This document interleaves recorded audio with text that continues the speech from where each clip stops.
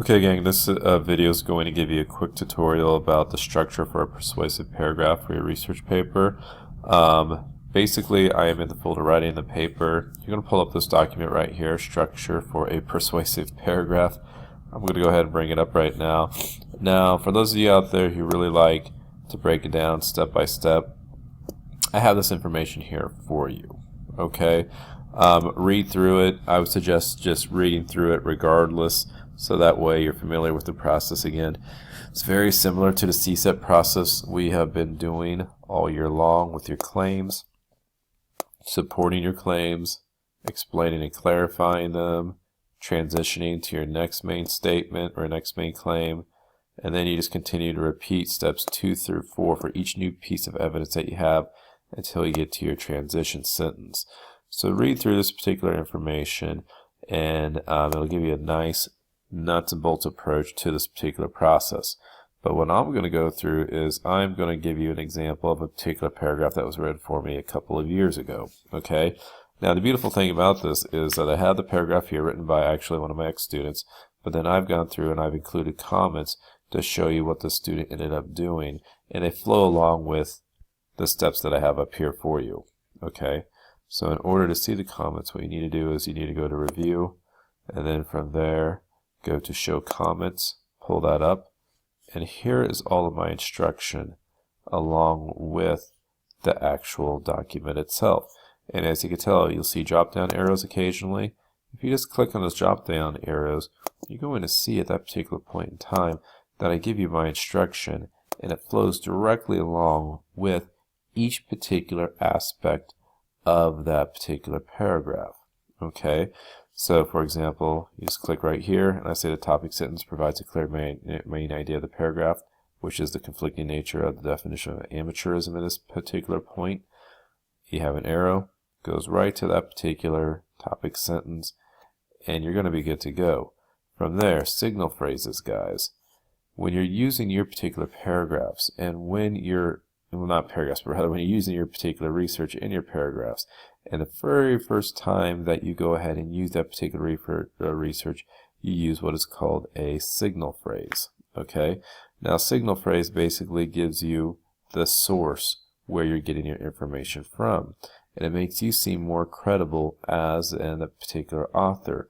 You only do that the very first time you use that source. After you use that source, you simply just use in-text citations after that. Okay, so again, you use signal phrases the very first time that you go ahead and use that particular source, and then after that you simply use in-text citations. Okay, from there, remember, when you are using direct quotes, you make sure that you go ahead and put quotation marks around that particular quote, and then from there you make sure that the quote is something that's so powerful you feel like you can't put it into any better words yourself. Okay, so here we don't necessarily need an in-text citation after this quote. Why is that? Because we have a signal phrase right here, and this particular signal phrase acts as your citation. So if you put the source in the sentence, you don't need to use an in-text citation. Okay, now here's what's really important. After each particular part of information, as I mentioned in the steps in the previous page, your ability to clarify this particular evidence, explain it to the reader, make it clear for the reader. How does it relate to your particular thesis statement? Connect it back. That is what is important. What you're going to see here is what I have highlighted is this particular this particular writer's thought process. And this particular writer analyzes the information. So what is not highlighted, which I'm kind of highlighting now for you, is basically research. And then after that, what I have highlighted would be this particular writer's thoughts about the subject itself. So you can see what is in yellow is what the reader, or excuse me, I keep saying reader, but is what the writer comes up with, and the writer is interpreting the information that she researched. So she has her topic sentence up here, and then from there she gives her first piece of information, and then she explains it.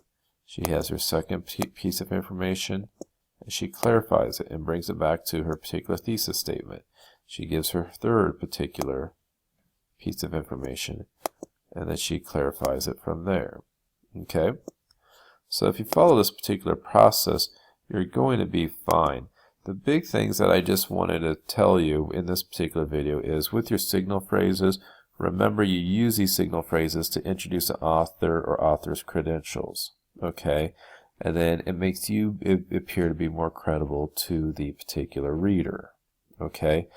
After that, after you use a particular signal phrase and after you use the author the first time in a sentence, you can just use parenthetical and text citations after that. Okay? For example, just to review again, you see up here, this is the first time she's used good old Harry. She goes ahead and she gives his first and last name, from there, what his job responsibility is exactly, and then from there, she goes ahead and gives his particular information, and then she explains it. Well, we note that down here she uses additional information from Harry. Note that she only uses an in-text citation at that point in time. You do that because you've already introduced the source up here. So those are some of the big things that I wanted to cover in this particular video. Honestly, I'm not going to go word for word through each one of these steps. It's going to be your responsibility to read it and look at these particular steps.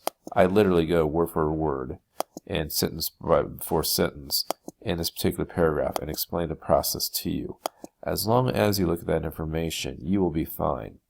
Now, getting into conventions, big things, guys. No personal pronouns or contractions, formal voice, no first or second person usage. Verb tense, keep it present simple tense, meaning keep it present tense. And we've been over shifts in quoting before. Here's some information here for you to help you out in a particular situation. So again, some of the biggies that I just want to cover here for you before I take off. Your topic sentence, again, is the main point of your particular paragraph. It gives you the main idea about what this particular paragraph is going to be about. From there, when you get into your particular research, remember that you use a signal phrase first. Your particular signal phrase gives you essentially the source, so that way it makes you more credible for the reader. After you give your particular research, go ahead and clarify it.